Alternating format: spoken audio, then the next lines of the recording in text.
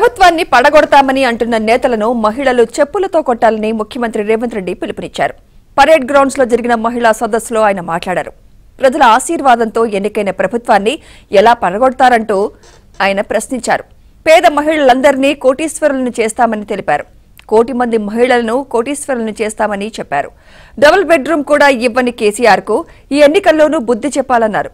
BJP కూడా తప్పుడు వాగ్దానాలను చేసిందని, అధికారంలోకి వచ్చిన వెంటనే ఉద్యోగాలు ఇస్తామని చెప్పిన మోదీ ఏమిచ్చారంటూ రేవంత్ రెడ్డి ప్రశ్నించారు.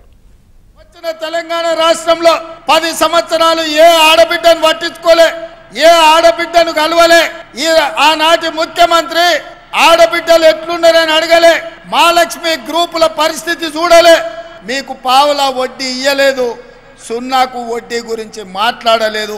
మీ సంఘాలను దివాలా దీపించి మీ ఉసురు తలిగింది కాబట్టే ఇవాళ ఉద్యోగం ఊడిపోయి ఫామ్ హౌస్లో వండుకున్నాడు. సేపు చీకటి ఒప్పందాలే కేసీఆర్. పొద్దుటిపూట బయటకు వచ్చేది లేదు, ప్రజల్ని కలిసేది లేదు. ఇంకా కూడా సిగ్గు రాలే, మారలే. ఇంకా అట్లనే దొంగ బుద్ధే, వంకర బుద్ధే.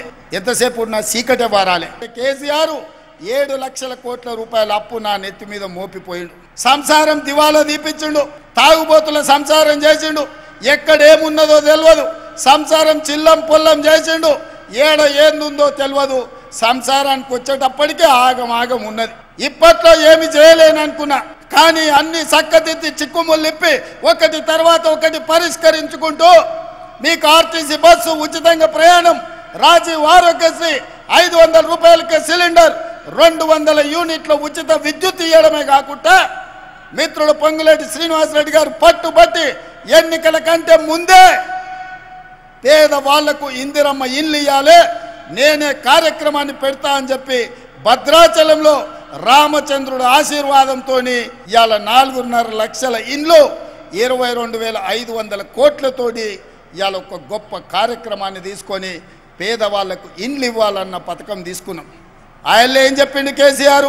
డబ్బా ఇండ్లు వద్దు, డబుల్ బెడ్రూమ్ ఇండ్లు ముద్దు అన్నాడు. ప్రతి పేదవాడికి కొడుకు కోడలుంటే ఆడుంటారు, పండుగ పూట అల్లుడు బిడ్డ వస్తే ఏడవంటారు, కోడి పిల్లను మేక పిల్లను ఉంటే ఏడ కట్టేస్తారు.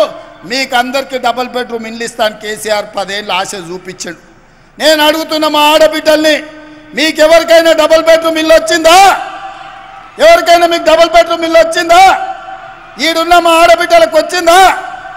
అబద్ధాలు చెప్పి 10 ఏళ్ళు ఆడబిడ్డల్ని మోసం చేసి మళ్ళీ మోసం చేద్దామనుకుంటే డబుల్ బెడ్రూమ్ ఇల్లు ఇయ్యవా బిడ్డ? ఆడబిడ్డలందరూ కంకణం కట్టుకొని కేసీఆర్ను బండకేసి కొట్టిండ్రు, 100 మీటర్ల గోతి తీసి పాతి పెట్టిండ్రు. అందుకే ఇవాళ ఈ వేదిక మీద ఇందిరమ్మ రాజ్యం కాంగ్రెస్ ప్రభుత్వం వచ్చింది. 63 లక్షలు కాదు, 1 కోటి మంది మహిళా సభ్యులు మన సంఘాలలో చేరాలి. 1 కోటి మంది చేరండి, 1 కోటి మందిని ఒక్కొక్కరిని కోటీశ్వరులను చేసే బాధ్యత నేను తీసుకుంటా. 1 కోటి మందిని కోటీశ్వరులను చేస్తే తెలంగాణ బంగారు తెలంగాణ అవుతుంది, తెలంగాణ అభివృద్ధి చెందిన తెలంగాణ అవుతుంది, తెలంగాణ ధనిక తెలంగాణ అవుతుంది. ప్రతి ఆడబిడ్డ కోటీశ్వరాలు అయినప్పుడు పిల్లల్ని డాక్టర్లు, లాయర్లు, ఐఏఎస్లు, ఐపీఎస్లుగా చదివిపించుకుంటారు. ఆత్మ గౌరవంతో కుటుంబాన్ని నడిపిస్తారు. అదే ఇంటి ఆయన చేతిలో నగదు ఉంటే సాయంత్రం తీసుకొని పోయి బెల్ట్ షాపులు ఇస్తాడు. అవునా? అదే కదక్క. అందుకే మా ఆడబిడ్డల్ని కోటీశ్వరులను చేయాలన్న ఆలోచనతోటి 48 గంటల్లో 1,00,000 మంది ఆడబిడ్డలు పరేడ్ గ్రౌండ్లో కదం దొక్కి మహిళా శక్తిని ఇవాళ నిరూపించారు. మీ మీద నాకు సంపూర్ణమైన విశ్వాసం, నమ్మకం కలిగింది. 5 ఏళ్ళు తిరిగే లోపల 1 కోటి మంది ఆడబిడ్డల్ని కోటీశ్వరులను చేసే బాధ్యత కాంగ్రెస్ పార్టీ ఇందిరమ్మ రాజ్యం తీసుకుంటుంది. మీరు అనుకుంటే సాధించలేనిది ఏమీ లేదు. ఇవాళ నేను మీ స్టాళ్ళు చూసినా, మీ నైపుణ్యం చూసినా, మీ కష్టం చూసినా, మీ మార్కెటింగ్ చూసినా, మీ ఆడబిడ్డలందరితోని, సంఘాలతోని, సభ్యులతో నేను మాట్లాడినా.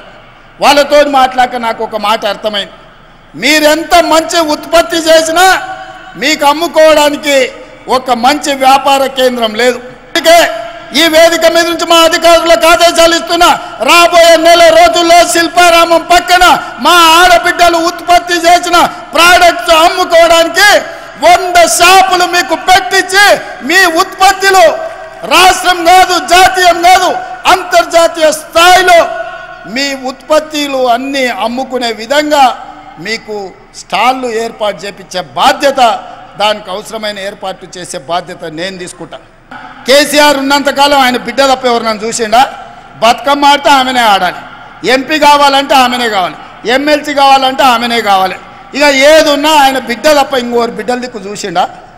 ఆయన బిడ్డ ఆయనకి ఎంత ముద్దో, మా అక్కల చెల్లెళ్ళు మాకంత ముద్దు కాదా?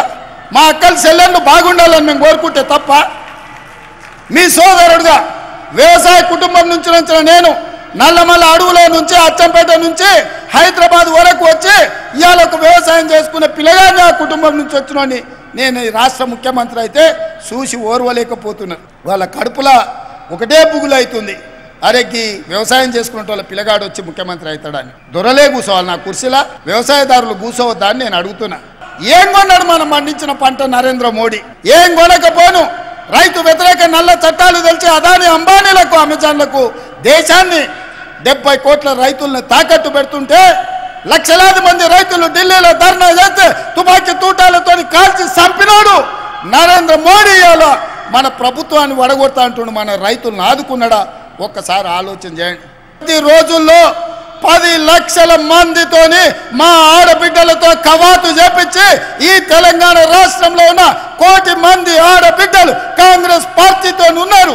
ఈ కాంగ్రెస్ పార్టీని ప్రభుత్వాన్ని కంచేసి కాపాడతారు, కరెంటు వైర్ల లాగా అడ్డంగా నిలబడతారు.